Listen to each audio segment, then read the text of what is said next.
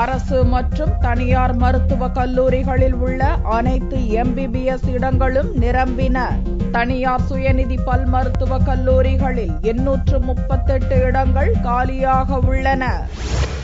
நடப்பு 2013-2014 கல்வியாண்டில் தமிழகத்தில் உள்ள 18 அரசு மருத்துவக் கல்லூரிகளில் உள்ள 1823 MBBS இடங்களை நிரப்புவதற்கான முதல்கட்ட கலந்தாய்வு ஜூன் 18ஆம் தேதி துவங்கி 22ஆம் தேதி வரை 5 நாட்கள் நடந்தன.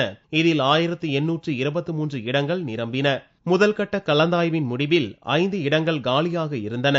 மேலும் இந்த ஆண்டு புதியதாக துவக்கப்பட்ட திருவண்ணாமலை மற்றும் சென்னை மருத்துவக் கல்லூரி, ஸ்டான்லி, சேலம், திருச்சி, தூத்துக்குடி அரசு மருத்துவக் கல்லூரிகளில் 351 இடங்கள் உருவாக்கப்பட்டன. இந்த 356 இடங்களும் கலந்தாய்வில் நிரம்பின. மேலும் சென்னை KK நகரில் இந்த ஆண்டு புதியதாக தொடங்கப்பட்ட ESI மருத்துவக் கல்லூரி மற்றும் 9 தனியார் சுயநிதி மருத்துவக் கல்லூரிகளில் அரசு ஒதுக்கீட்டிற்கு வழங்கப்பட்ட 714 இடங்கள் உட்பட 1070 இடங்களை நிரப்புவதற்கான 2ஆம் கட்ட கலந்தாய்வு ஆகஸ்ட் 5ஆம் தேதி துவங்கியது. ஆகஸ்ட் 16ஆம் தேதி வரை கலந்தாய்வு அறிவிக்கப்பட்ட நிலையில் இவை அனைத்தும் திங்களன்று மாலையில் நிரம்பின. இந்நிலையில் ஒரு அரசு பல் மருத்துவக் கல்லூரியில் அகில இந்திய ஒதுக்கீட்டிற்கு போக மீதமுள்ள 85 இடங்கள் நிரம்பின.